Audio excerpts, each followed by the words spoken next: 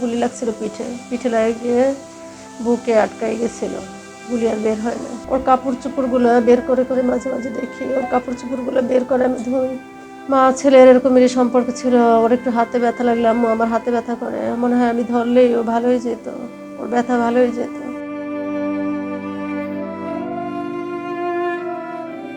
2024 সালের 16 জুলাই বৈষম্য বিরোধী ছাত্র আন্দোলন ঘিরে চট্টগ্রাম নগরের মুরাদনগর এলাকায় সংঘর্ষে নিহত হয় ফয়সাল আহমেদ শান্ত।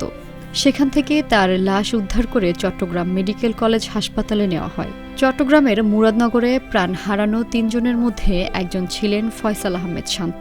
সেই মর্মান্তিক ঘটনার 1 বছর পূরণ হলেও থামেনি মায়ের কান্না।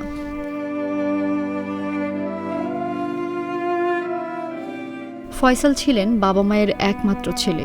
ছেলেকে নিয়ে তাদের আশা ছিল অনেক। ভাবতেন ছেলেটা জীবনে বড় কিছু হবে। তবে সেই আশা ধুয়ে গেছে চোখের জলে। ছেলেকে হারিয়ে শোকে কাতর মা কোহিনুর আক্তার। আমি ভাবছি যে হয়তো বা কোনো মিটিং মিছিলে গেলে হয়তো বা পুলিশ গুলি মারে, রাবার বুলেট লাগছে, হয়তো বা পায়ে লাগছে, এইভাবে আমি ওরকমের ওইটা কখনো মাথায় আনি নাই, ওটা ভাবেই নাই যে সে নাই। যারা গেছিল ওরাও খুব স্বাভাবিক ছিল। গুলি লাগছিল পিঠে, পিঠে লাগে গিয়ে বুকে আটকাই গেছিল, গুলি আর বের হয় না। তো ওরা গিয়ে বলছে যে আন্টি একটু রেডি হওয়ার, একটু মেডিকেল যাইতে হবে। তো মেডিকেল কেন? শান্ত ভাইয়ের গায়ে গুলি লাগছে। তো আমি চিৎকার দিয়ে এরকম খাটের উপর পড়ে গেছি। তো ওরা বলতেছে আন্টি একটু তাড়াতাড়ি করেন। পরে আমাকে এখানে বসায়, ওখানে বসায়, কিন্তু আমি তো বলতেছি না আমাকে নিয়ে চলো ওখানে। এরপর একটা লোক এসে বলে আপনি একটু শান্ত হন, ওখানে যাইতে একটু দেরি হবে, আমাদের একটা লোক মারা গেছে। তখন আমার কেমন জানি লাগতেছে হয়তো আমার শান্তমণির কিছু হয়েছে, নাহলে ওনাদের লোক মারা গেছে, আমার ওখানে কেন যাইতে দেরি হবে। এরপরে আমি চিৎকার মারি যে আমি কি স্বপ্ন দেখতেছি নাকি বাস্তব, কারণ শান্তমণি কোথাও গেলে আমি তো আল্লাহ তুমি হেফাজত করেন, তো আল্লাহর হাতেই সবসময় ছেড়ে দিয়েছি।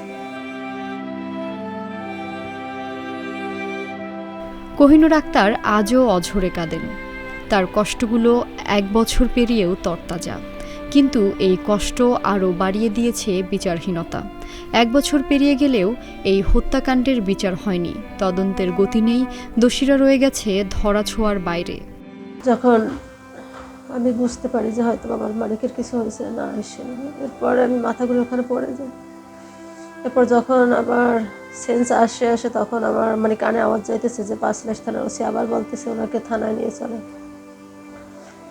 ওখান থেকে আবার আমাকে সিএনজি করে থানায় নিয়ে যায়। ওখানে যাই বিভিন্ন জায়গায় সাইন করানো হয়, পোস্টমর্টম রিপোর্টেও সাইন করা হয়, কিন্তু আমি তো জানি না যে পোস্টমর্টম করানোর জন্য আমার সাইন নিয়ে ফেলতেছে। তো আমি ওখানে বলছিলাম যে আমাকে পুলিশের বড় অফিসারের কাছে নিয়ে চলো, আমি ওখানে বলবো যে আমার ছেলেকে যেন পোস্টমর্টম করানো না হয়। আমার ছেলে রক্ত দেখলে ভয় পাইতো, একটু হাত কাটলে এসে লাফাই লাফাই কান্না করতো। এবার পুলিশকে বলা হলো যে শান্তমণি জন্ম এখানে, বেড়ে ওঠা এখানে, আমাদের চট্টগ্রামে একটা জানাজা করতে দেন। একটা জানাজাও করতে দিল না চট্টগ্রামে। বলছে পুলিশ প্রোটোকল দিয়ে লাশ বাড়ি নেওয়া হবে। লাশ হওয়ার পর এভাবে প্রোটোকল দিয়ে নিয়ে যায়। আমার ছেলেটা জীবিত থাকতে যদি এভাবে প্রোটোকল দিত তাহলে তো আর আমার ছেলের এরকম হইতো না। এত মায়ের বুক তো খালি হইতো না, এত সন্তান জীবন দিত না। তো মুরাদনগরের ব্যস্ত রাস্তাটা এখনও কোহিনুর আক্তারের কাছে রক্তমাখা। সেখানে আর পা ফেলতে পারেন না। তবুও চোখে ভাসে তার শান্ত, কাঁধে ব্যাগ ঝুলিয়ে কলেজে যাচ্ছে। মা আজও সেই দিনের অপেক্ষায় আছেন যেদিন তার ছেলের হত্যাকারীরা বিচারের মুখোমুখি হবে। যে ছেলে আমাকে 3টা বাজে বলে আসছিল আমি মাগরিবের সময় চলে আসবো, আর রাতে 3টার সময় আমার শান্তমণি নিথর দেহ স্ট্রেচারে করে আমার সামনে। শান্তমণি তো বলে আসছিল মাগরিবের আগেই চলে আসবে। এভাবে যে আমার সামনে আসবে সেটা তো বুঝতে পারি।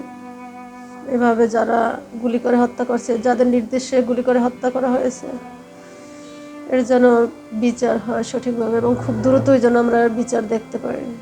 ওদের চাওয়া যেন শান্তমণির নামটা যেন প্রথম সারিতে থাকে, সে প্রথম দিনের শহীদ। যেমন আমরা শহীদদের নাম পড়ি, সালাম, বরকত, বরকত, জব্বার সহ নাম না যেন আরও অনেকে, শান্তমণি যেন নাম না যেন আরও অনেকের ভিতরে যেন না থাকে।